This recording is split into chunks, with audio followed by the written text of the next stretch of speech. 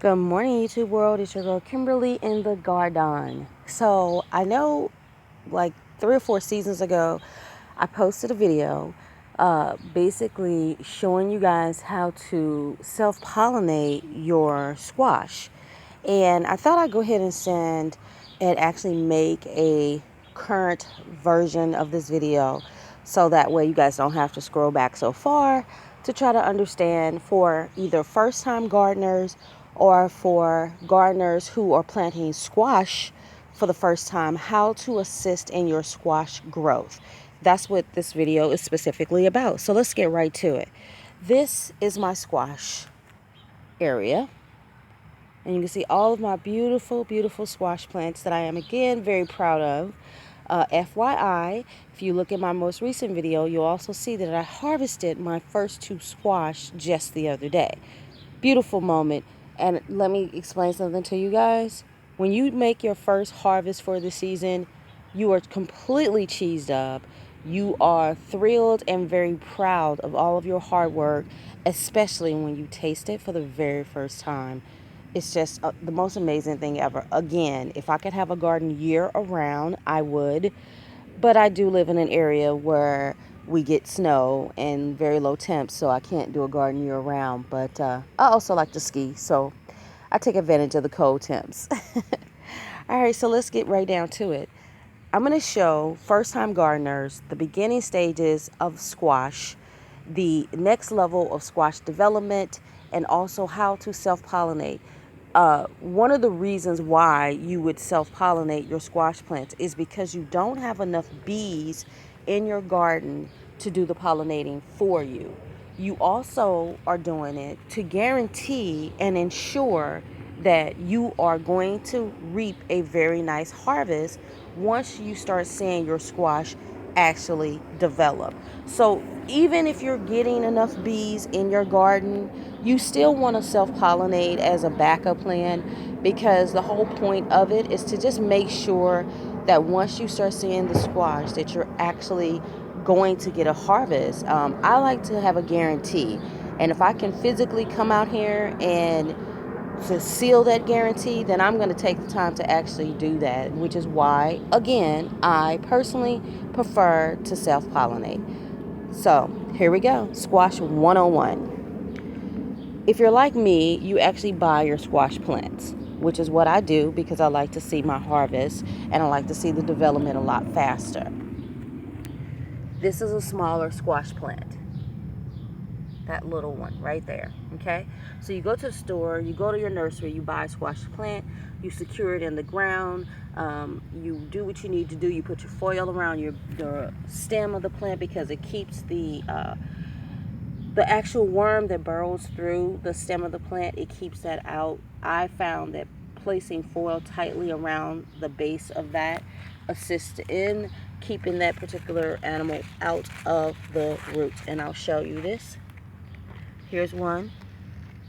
The foil tightly around that.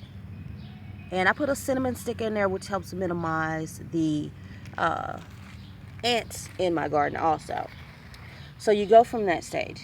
Then you'll see just a regular green plant for a while, like this. Then you'll start seeing flowering and other stems that will start to develop on your squash plant. This is the top of the squash plant. Really, really pretty. You'll then start to see your flowers, which is what we're looking at here. You'll see a male flower, which is always just a flower with a base stem. This is your male flower. Okay? Then you'll start to look at your plant and you'll say, I see that. But then I also start to see something else against the base of the other flower, which is your actual squash. This is what will develop into the squash that you will eat. This is the female squash. The flower at the top. But she will always have the actual squash at the base right there.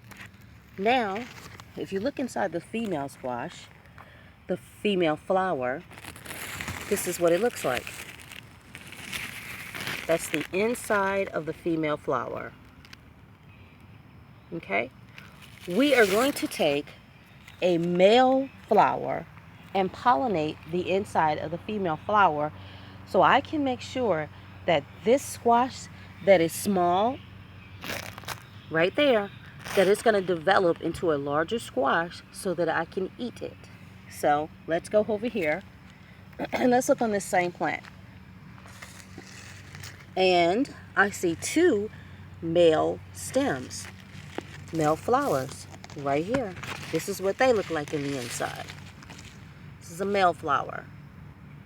And if you look really close, the inside of that flower, that is covered in pollen. That part right there in the middle, that's what you're going to use to pollinate the female flower with.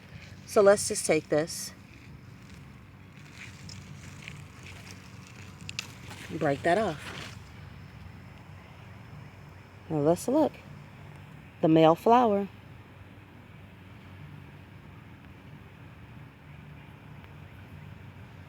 That's the inside of it, okay? Just broke that off. These are also edible, the flowers on the squash plant. I actually put mine in salad and I eat it raw just like this. I'll wash it off and eat it, and it's really, really good, okay? So what we're going to do, we're going to take the male part, and let me see if I can do this with one hand. Probably not.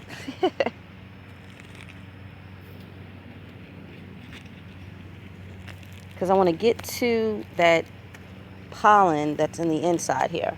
Okay. Now, look really close. See this? That is covered in pollen. That is what you're going to use to pollinate the female flower. Do your best to not touch this with your hand because you don't want to lose any of the pollen that's on there. So let's go down to the female part. The flower is already open because it's early morning and that's the best time to pollinate. Alright, and we're just going to take this. I'm going to go inside the female flower and we're just going to wipe this in there.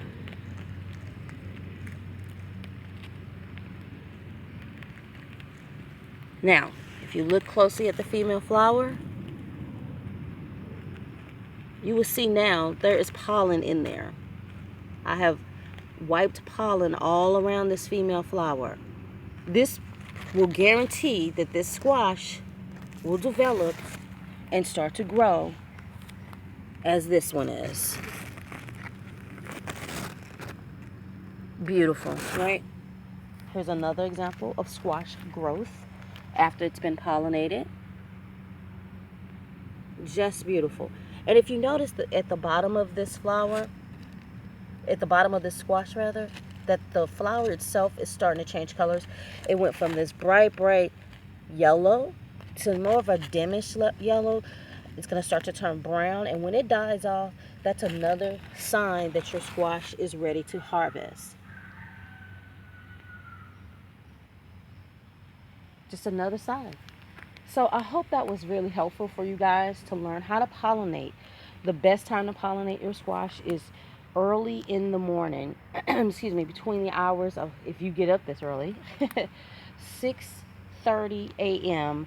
till sometimes 8:30 in the morning, because that's when the female and the male squash plants flowers are open, and you don't want to pollinate and then immediately turn around and water. Or if it rains that day, that morning, let's say you pollinate at 8 o'clock, it rains at 8:30.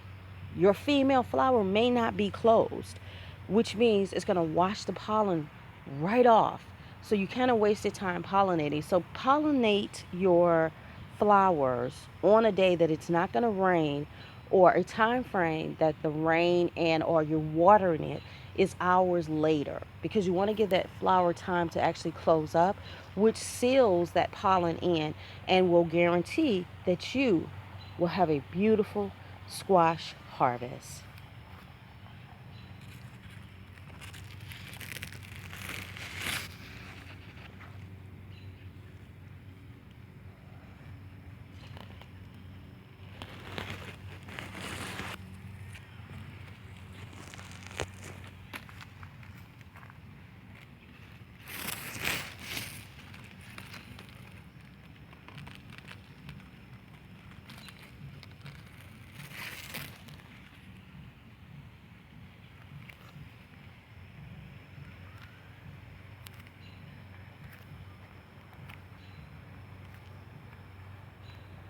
Love you guys. Thank you for subscribing and watching my videos. And I hope your harvest is great. Happy gardening.